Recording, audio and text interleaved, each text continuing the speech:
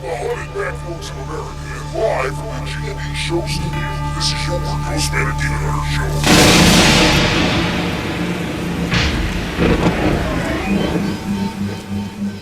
Does that sound exciting to you?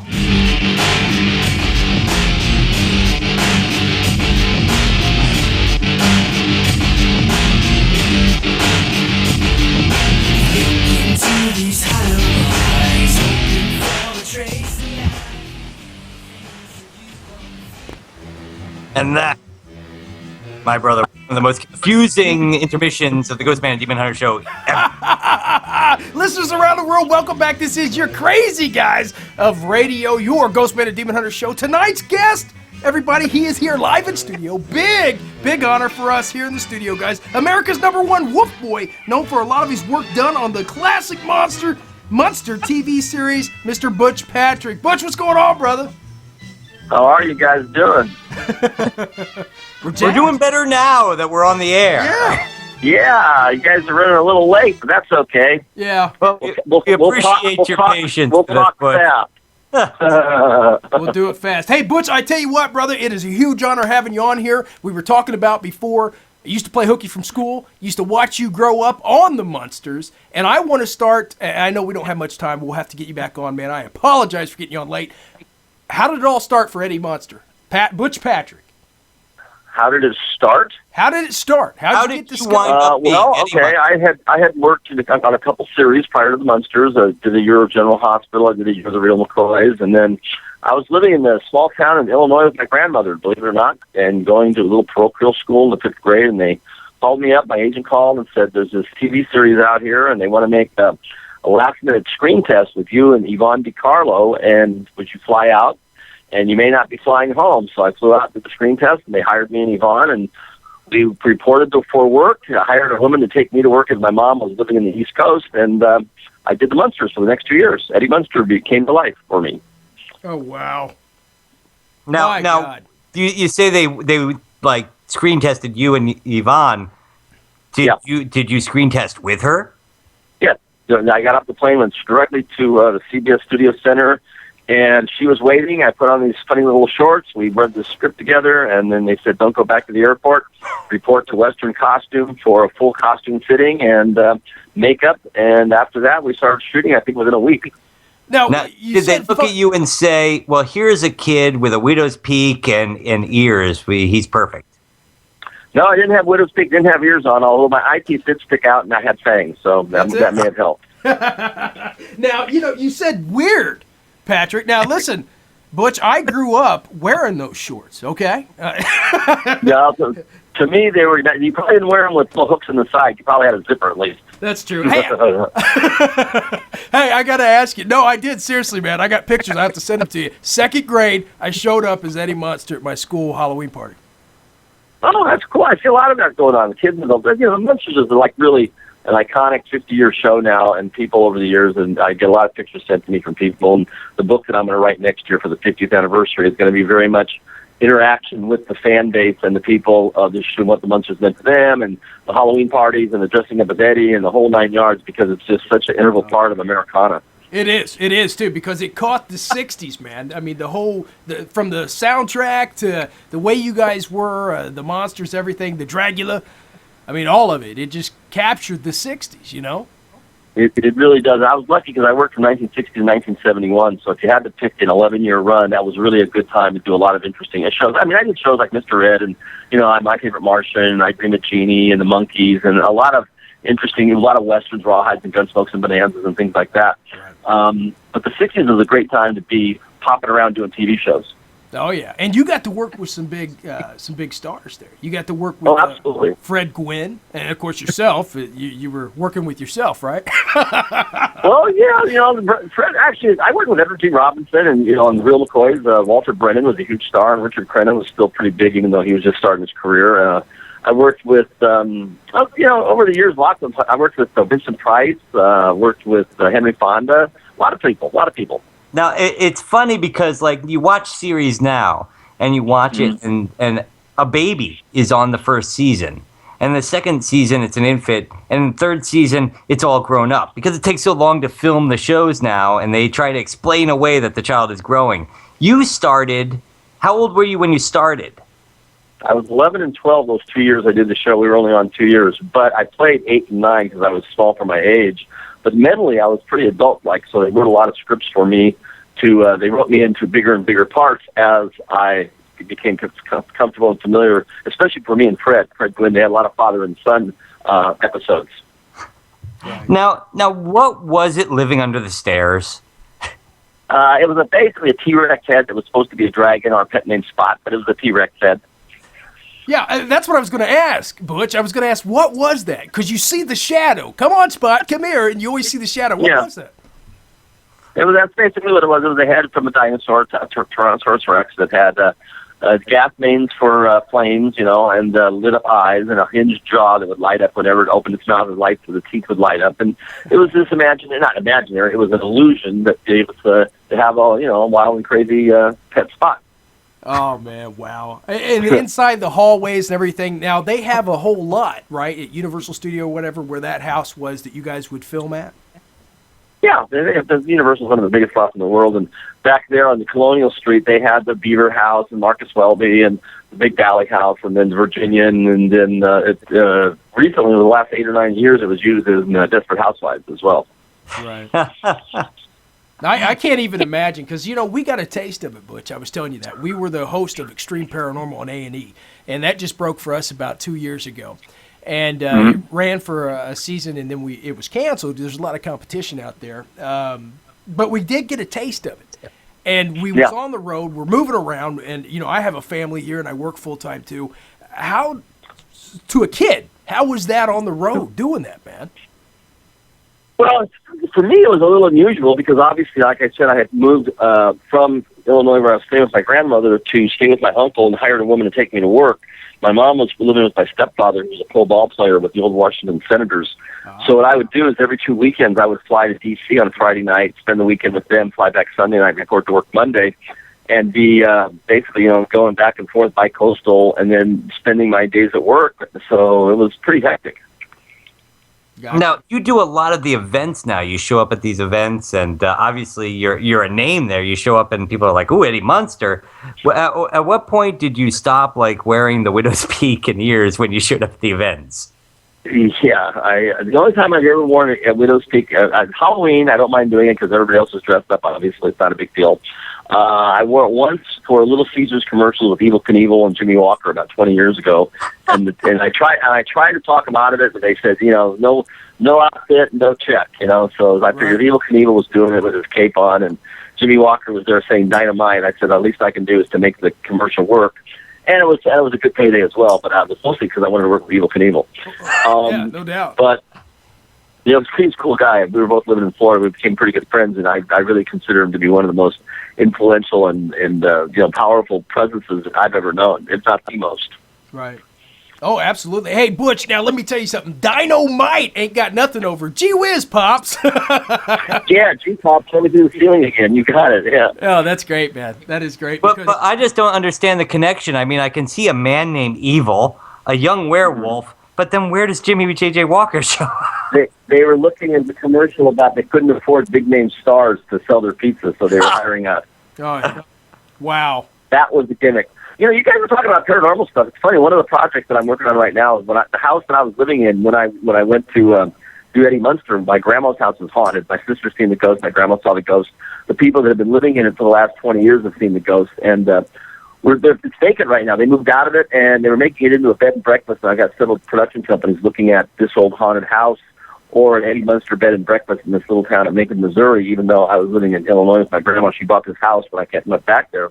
Right. And it's a beautiful 1875 big-ass house, big thick walls and 5 fireplaces that's haunted. So we may be doing a paranormal show from there. Maybe I'll do another photo, who knows, next year, and we'll be talking ghost stories again. I was going to say, Butch, you got to bring us in. If you do it, can we show up and do the live podcast from there?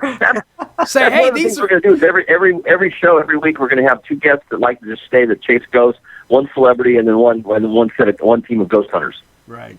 Right. Well, you could say, hey, these are my buddies from the old washed-up show Extreme Paranormal on A&E, and they're going to spend the night here. Yeah, we could. Say we could do it. There's money to be made, Not a my problem. friend. Arr, let's do it. Let's Yeah, do we it. got another show that might be more up your alley since you've already done the paranormal thing. You like hot rods and muscle cars? Love them. And you're huge Top at the down. World Really? of Wheels. I got a car club in New Jersey, Dead Man's Curve Car Club. We're putting together a really cool old school build car club situation where these people around the country are going to pledge to be car chapters. Because I grew up around George Barris and the Munster coach, and he was building the Batmobile, and Elvis and Sonny and Cher were always down at his shop. So I've always had cars and custom hot rods in my blood. So this ought to be a cool show for anybody. And a lot of the fans of the Munsters enjoy hot rods because we have the coolest cars on television. Right. Now, we got another one for you, Butch. And we'll talk off the air and everything, but we got a friend called Professor Slim King, and he works out at a theme park somewhere in Florida. Let's just say that. But he is world-renowned, sir. Mystic, right, Demon Hunter? He is the G&D mystic at this point. G&D Mystic. He predicted the Super Bowl right here on our show, Butch. He is putting together, he's tried to do Randy... the $1 Million Challenge. The Amazing Randy's $1 Million Challenge. Yeah, and he wants to go to Devil's Chair and prove that he can make contact with these spirits live on this television show, and he's wanted us all to get together. I thought, how cool if we get Butch involved, huh? Yeah, I'm game for most anything within reason. Yeah, that's it. It's like, now, when you were doing the character Eddie Munster, of course you've done a lot more stuff than that, man. You've been involved in so much stuff that I've seen you at the World of Wheels here in Indianapolis. You're big in the hot rod community, the car community, right? I'm sorry, one more time? I see you a lot of times at these World of Wheels, stuff like that. So you're big into that genre. Oh, yeah. Well, I've always enjoyed cars. I buy and sell cars. I send them to Australia. They love cars down there. I work with a guy with Californian Image, and it's one of the things I'm very comfortable in knowing. I don't have to be scripted about it. I know the cars firsthand. I know what's a good value, what's not a good value, and it's a bunch of it's a nice group of people that I work with. I do about 5 or 6 different genres. I do Comic-Cons. I do motor related stuff. I do Harley related stuff. I do tattoo conventions, believe it or not, because so many people have Universal Monsters and the Munsters tattooed on them. It's crazy. I do straight autograph signings. And I do a lot of collectible shows because there's so much merchandise of the Munsters out there that people collecting it. They like you to come in and sign their dolls and their hot rods and whatever else they may have bought that has the Munster logo on it. You ever seen a guy with your face on his thigh and ask you to sign it? I've seen people, and I have seen the signatures and face in some places that I would prefer not to sign it. I'm a huge fan, Mr. Patrick. Here you go. Sean has a image of Jack Nicholson on his forearm. And in fact, when we were filming, they were going to make him cover it up because they were afraid that Jack Nicholson might go into copyright to the image. Yeah. Well, a guy came up to me once with Eddie Munster on his forearm, and I go, "Tell me you're right-handed," because it was on his left hand. That's great, man. Oh, Eddie Munster! No, but there's please don't go there. You took it there to a dark place, Butch. No, I was saying, we grew up watching you, brother. I mean, I'd play hooky from school all the time. I'm openly admitting that. I hated school. But I always had the Munsters. You guys were like my crazy family, and I'm sure you heard that all the time, because my family really was nuts. But I have heard it. A lot of people always say they ran home from school. You took it one further. You ditched school. Yeah, I did, baby. Eddie Munster was always pure and clean, and gee whiz, Pops, and I was like, I'm not going to school today. I want to watch Eddie Munster. It's interesting, too, because I think you've had a very strong influence on Sean. Yes. Because since the day I have met him, he has tried to figure out a way to become a werewolf. Yeah, I have. I always thought that'd be good. No, a lycanthrope, huh? A lycanthrope? No, Butch, don't. You're going to ruin our relationship here, Demon Hunter, by telling him I want to be a werewolf. It's not true, Butch. It's not true. I'm sure you've met some that want to. But, hey, whatever happened to Woof Woof? Woof Woof was mine for a while, and he fell apart on me. I sold him to a collector who restored him, and then we sold 93 aftermarket collectible dolls over the last... we stopped making them about 3 years ago, so we sold 93 of them between 1990 and about 2008. Yeah, I see them online. Was there a knockoff version of that somebody came out with? That's the ones we did, but they were like $1,300. They're pricey. They're huge. Okay, because I know when I was about 8 or 9 years old, I had not a doll size that Woof Woof was, but like almost an action figure size character that was like a woof, and I remember keeping that when I was a kid. And when my house got bulldozed over in the 1980s, my little woof was in the house. It went with the house, huh? Yeah. Oh, man. It doesn't look the same, though, Butch. I was looking for him because I was going to get one for the office, the studio here, and it didn't look the same as the one on television, the one I seen anyway, on Amazon. Well, the one I made was one of a kind. It was made by Mike Westmore, my makeup man, and he created it as basically it was just a miniature Lon Chaney Wolfman. For lack of a better word, it was just a miniature Wolfman. They're fairly accurate, scruffy looking, and scruffy little hair. But yeah, he I get a lot of people whenever I go places. Where's Wolf? Man, I'm going to put together a real one day of all the people asking me where's Wolf because it's like the most commonly asked question. Right. Now, I tell you what, Butch, for you coming in as a small child and working with these, I mean, you're a huge actor when you did the Munsters, but when you first came in, you were just getting a start, right? Yeah, like I said, I had done a couple series prior to that, and I worked consistently from 1960 to 1964. But yeah, I was only 11 years old, so I wasn't like an established. And your legacy, my friend, will live forever from what you've done. You see what I'm saying? The show, it is an interesting situation. People do feel that it's really good stuff, and it's lasted a long time. And when you consider how many thousands and thousands of shows have been made over the last 50 years, and to be lucky enough to be on one of them that has endured through. Basically from the toys to the collectibles to people to tattooing to third generations of watching it with their grandkids now. Right. It might be one of the 10 or 20 most memorable shows of a long time. Yeah, and I'm not one to have a guest on and kiss butt and say, oh, man, you're the greatest. But you know what? I got Butch Patrick on tonight, Eddie Munster, and you know what? You're on the top list there, my friend. So I'm telling you. Thank you. This might be my last. They may not know me walking through the airport, but they certainly know the character that I portrayed. If I'm wearing a T-shirt and it's Eddie Munster shirt on my chest or something, they know that in any language around the world. Yeah. And I'm really glad when we were making the comments earlier, which, of course, part of me was joking about the Widow's Peak and stuff, but I'm really glad you're not that guy who now 50 years later has to walk around with a Widow's Peak on in the hopes that people will know who he is. Yeah, I'm perfectly content just showing up occasionally and doing this and doing that.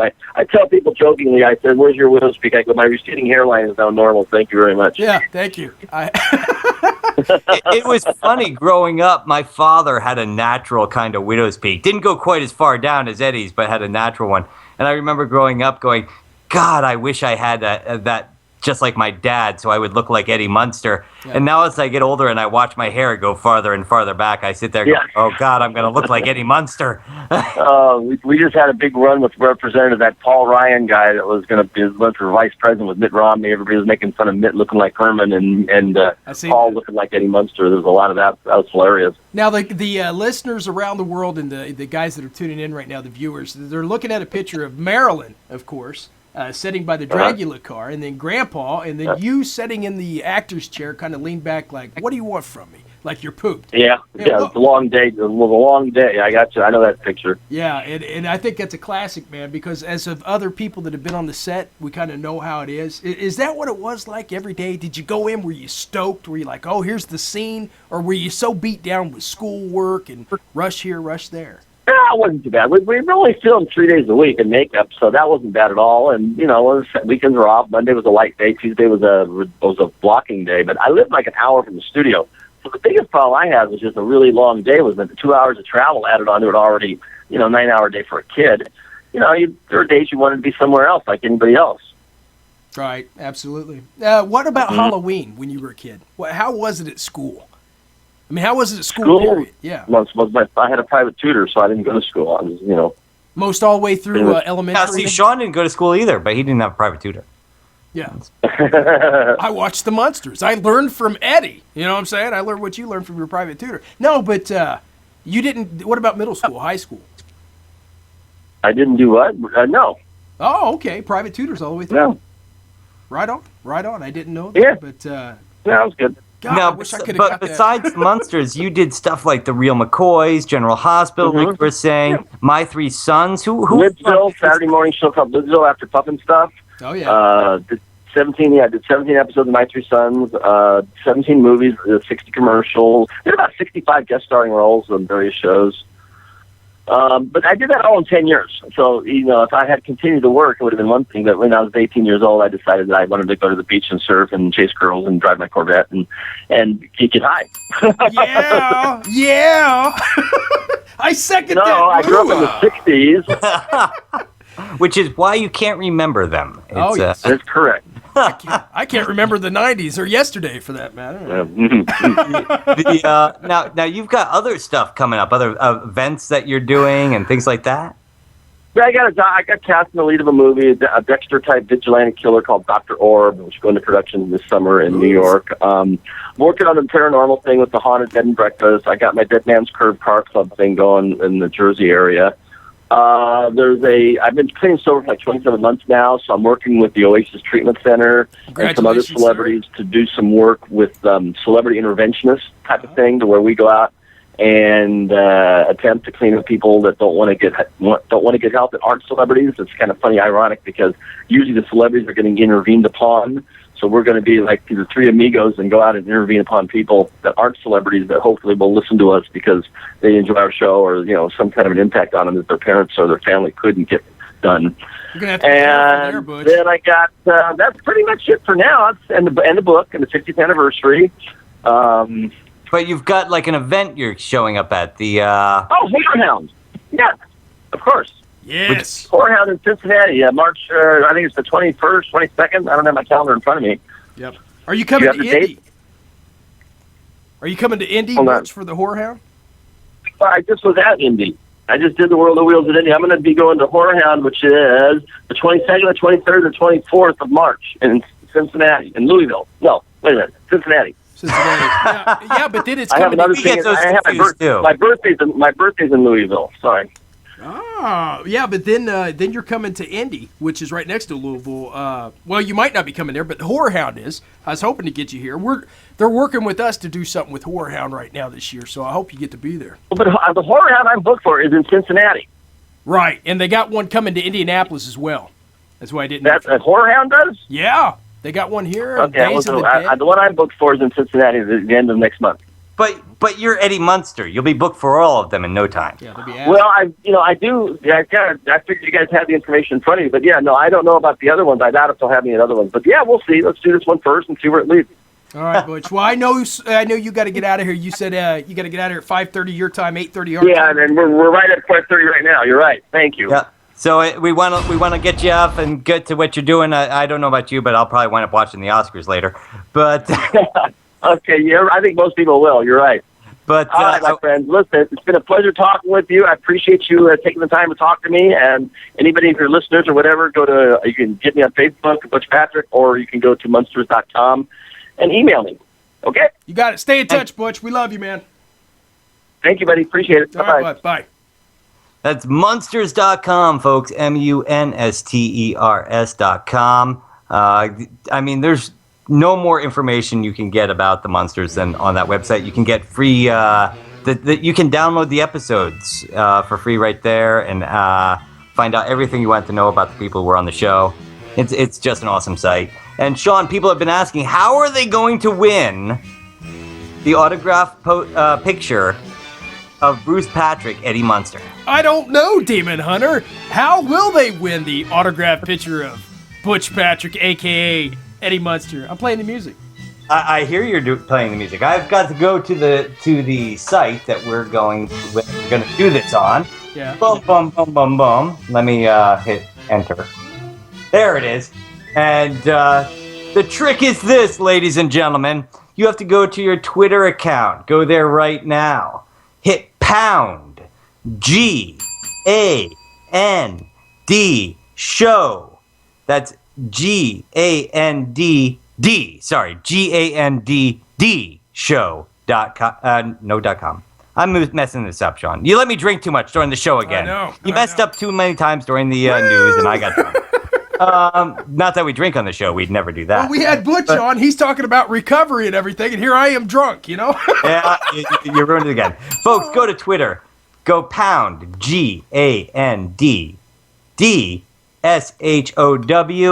and say that you were listening to the GhostMan Demon Hunter Show with Butch Patrick. And the first person that posts it with the pound GANDDSHOW will win the autographed picture of Butch Patrick.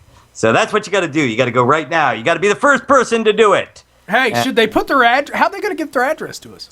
Well, once they post it, I can contact them via Twitter. There you go. We'll contact your Twitter. And so you're going to have to accept my friendship if you're not already my friend. Very few people are my friend. Why are more people my friend? Guys, these autographs go for $30 or more at these festivals. So they do. From our good friend Butch Patrick, he's said, I like you guys. I'm going to send you these for your listener base.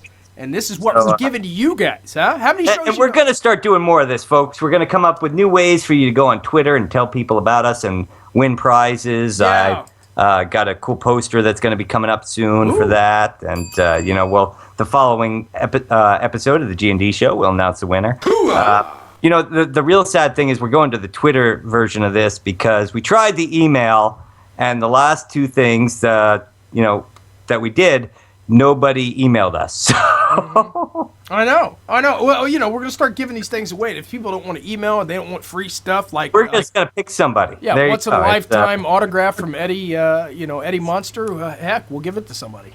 So go to Twitter, hit pound GANDD show.com or no .com show. That's all. Why do I keep saying that, Sean? I've got it in my head now. Pound GANDD SHOW, and it say listening to the GhostMan and Demon Hunter Show with Butch Patrick or Eddie Munster, however you want to say it. First person to do it will win the Butch Patrick photo. Plus, bonus, I'll throw in the GhostMan underwear that I actually wore sitting here doing this interview. You don't want that, folks. Slightly soiled. He's been drinking. You don't want it. Yes. Slightly soiled. Hoo-ah. Hoo-ah. Give it to me. Give it to me. Yes. The hoo-ah. What do you think, Nate? You think I've said the name so many times now, I'm afraid I said it wrong and nobody knew what I was saying. I can't believe that we gave it to, we spoke to the kid, the man now, from 1313 Mockingbird Lane, guys. I mean, I don't know, Demon, are you there? I'm here. I'm checking the Twitter. I don't know if people understand the massiveness, if you will, G&D term, of this event for me, because if you guys go to Netflix right now, you can watch all the Munster reruns. I mean, we're talking about Butch was with Herman Munster, which was Fred Gwynn, all the actors on there. It was just amazing. Didn't you guys ever watch it and wonder, now we found out, what was Spot? Well, he was two jaws and two eyes with, gas lines hooked to him. And, it's stuff like that that's really cool. Where's Woof Woof? Well, he was falling apart. I had to give him to some guy, and the guy made it up. I mean, those are the cool things, man.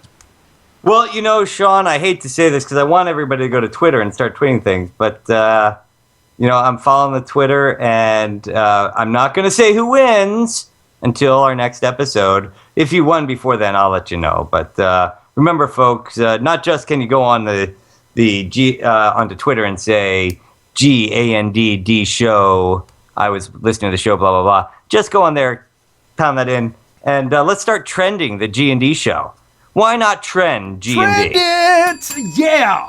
Hoo-ah. Yeah. Hoo-ah. Hoo-ah. Hoo-ah. That's right. So on top of all that, Sean, I'm just lost. I mean, we just had one of the Munsters on our show. We have. We did. We had an almost flawless show if it hadn't been for a few interruptions during the break. It was there. During the commercial break there. Who cares? They don't care. We played some music. We'll fix it in the mix. Yeah, we'll fix it in the mix, everybody. It'd be cool. So, Demon Hunter, what do you think? Any trivia of about the Munsters? We didn't. That's what I was getting to say. What do you think? Should we throw out there some trivia real quick? Well, let's throw out a little trivia since we got a little time here since Bruce had to leave. It's stuff like, how old was Herman Munster? Butch. First trivia question, what was our guest name tonight? No, how old was Herman Munster? In the show or Fred Gwynn? In the show. 140? 150. Very close. Oh, my God. I can't believe it. How old was Lily? Oh, I don't know, because she was a vampire. Now, wait a second. I'm supposed to ask you some, too, right? Yeah, I'm just throwing this one out. What are you trying to do here to me? I'm just throwing out ages here. You can have were you going to give me ages? Hold on. Because obviously I know the ages. Do you really want to ask me the ages? Well, you got it in front of you. You can't win that trivia. Or what, are you trying to win the autographed picture? I want the autographed picture! Well, has anybody tweeted yet? You could be the fun. I'm not going to say who tweets until next week's show. I will let the winner know that they won beforehand, but All right. But I'm not going to say who tweets and what until the next show. Okay. Hey, speaking of the next show, don't we have somebody cool coming on on March 10th? March 10th. Is that the next show? That's the next show, Oh March 10th. my goodness, guys. March 10th. Should we even announce it, Demon Hunter? Because I don't think these guys are ready for it. They're not showing me the love. I don't feel it through the microphone here. Do you feel the Well, love? you know, maybe, Sean. I'm just saying it's maybe. Maybe. Maybe if we give people a little heads up. Okay. If you They'll want show to a little break love. tradition and be professional, I guess we'll have to do that. Ladies and gentlemen, March 10th on your GhostMan and Demon Hunter Show, the actor, the contortionist, Doug Jones will be live in studio. That's right, guys. He is the, what was the name of the zombie from Hocus Pocus? Abe Sapien from Hellboy. Abe Sapien, the fish guy from Hellboy, and fish guy. Billy Butcherson, the zombie from Hocus Pocus, and I can't even tell you how many more films he's been in. But you loved Hocus Pocus. Let's face it, Sean. You loved Hocus Pocus. I do love Hocus Pocus. Who wouldn't love Hocus Pocus? I'm still trying to get out to Salem. My And good friend since Sean Nathan won't avoided ever the question, take by the me way, there. folks, Lily was 137 years old. So she was younger than Herman. She was younger than Herman. And here I got another question. Let's see if you can Google this. Let's see how many listeners can Google this. See if they can tweet it real quick. They won't tweet. Who put together Herman? Was it Grandpa? Because I got mixed signals there. Because Grandpa said one episode. You know, in one episode, Lily did say that her father built Herman. However, they also refer to Dr. Frankenstein in an episode. Yeah, but then they also referred to. He said. Grandpa said, I put him together in the dark or something. And then another guy said, well, the doctor didn't put me together in the dark. So that was two different episodes. Yeah, it was two different episodes. There were two different answers to that question because there were actually several comments of Grandpa, who, by the way, was 350, who Grandpa Munster, or Sam Grandpa Munster, who was actually the builder of Herman, but in a few episodes they did refer to the Doctor. So The Doctor. now, do you remember which episode they called him Sam in? No. It was the episode where Grandpa was going to get married, where he'd found like another woman. Isn't that something, though? How big the For Munsters goodness got? sake. He said they only ran for, what, 2 years? 2 seasons? Yep. Huh? That's going to be like Extreme Paranormal. Extreme Paranormal is going to be like Star Trek. People are going to watch that in Canada and be like, holy cow. Well, they're going to say, you remember when Extreme Paranormal was on and they shut them off the air because they were too extreme? And then once they were off the air, everybody started doing the exact same thing they had done? Well, you know, the thing about Extreme Paranormal, our comedy and the way we are, they should have cast us in something like The Monsters. The Monsters. We would have done that. We could do that. You know, they tried to make us be, whatever. Well, let's face it, Sean, and everybody knows this who's listening to the show. Extreme Paranormal was originally supposed to be a comedy. Comedy.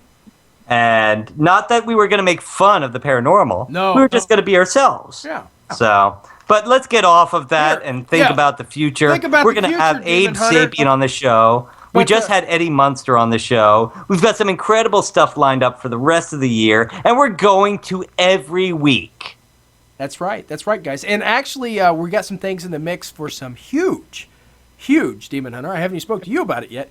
Possibly huge events coming up where you could meet your Ghostman and Demon Hunter in person. Maybe get an autograph even. What do you think about that, Demon Hunter? I have your autograph. Yeah, well, I want it back. I got one for you. In the episode entitled Underground Munster, you'll never get this, the Munsters' family pet Spot ran away from home. Okay? I do remember that episode, okay. Oh, shoot, I might be in trouble. Where was he hiding? Where was his hiding? The question was, in the episode titled Underground Monster, where was the family's pet hiding? You know, you may have me on that. Let's play the music. Do I get 30 seconds like 30 on seconds. Jeopardy? You got it. Oh, man. I remember he ran away from home. And I remember he ran away from home, and I remember they all went out looking for him, and I remember how funny it was to think about somebody running down the street. And I remember one of the neighbors running down the street screaming because you got close. You said street. And I remember. Come on now, use your mind powers, your psychic ability. Get out your wand. My wand. You know who we need for this? We need the Professor Slim King. Oh, where's the Slim at? Where's the King? Oh, man. Do you give up? No, give me 30 more seconds. Just 30 more. We have to kill 30 more seconds before we can end the show anyway. Okay, well, you think about that. I'm going to tell you. Did you guys, what was the name of the, and we said it twice this episode, of the race car that Grandpa built for Herman? Or what was the name of the car that Lily had built for Herman's birthday? In one of the very first episodes, what did they call that? What type of car? A coach. It was the Munsters coach, family coach. That's what they... Munsters coach? The Munsters coach. Coach. And that's what they drove around in, remember? I always remember thinking, how did Herman squeeze his big fat rear in that car with the whole family? Remember? And Grandpa would always ride with his arms crossed and straight like a stiff. Do you remember that? I do remember it. And you're killing me now, though, because I've got this image of the Underground Munsters episode, and I remember Eddie crying because they'd lost Spot. Yes. Well, Eddie's not crying now. He rushed off our show before the time. Well, he had to go watch the Oscars. I mean, who didn't? He had to go watch the Oscars. Now, okay. Spot ran off, and he was... Give it a guess. Okay, you said street, and I do remember him being in the sewers. Ah, you got it. The city sewer system was the answer to that question. I also remember... that, I remember the two guys from the, electric company or the sewage company, going down, and they got freaked out by Spot and started screaming that there were monsters living in the sewers. That's it. And the two... I used to love whenever Herman would show up someplace and somebody would be like, oh, my God, he must have been in a horrible accident. Oh, yeah. He looks like a ready-made victim. But you know what? The thing is, guys, around the world... People. It's things like this that take us back, and that's why me and Nate got Eddie on, Butch Patrick, this weekend, because it takes us back to a time when it was just a pure time, an innocent time when we were children, and everything was cool. And we want to capture that for you, and we want to bring it to you because life is only different from those days if you let it be different. Huh, Demon Hunter? Do you love ghost stories? Do you love thinking about your past?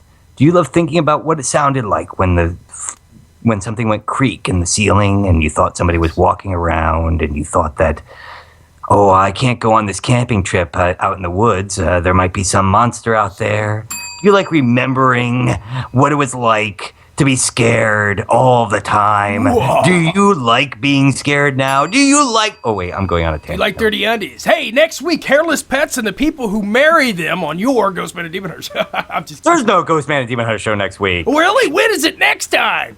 It would be March 10th, and we'll be back with our very special guest who played Abe Sapien, Bruce. Now you got Billy Butcherson from Hocus Pocus. Billy Butcherson from Hocus Pocus. And about 50 billion other roles, guys. I mean, the guy's all over the place. Demon Hunter, I say it's about that time of the night. 15 minutes to Walking Dead, guys.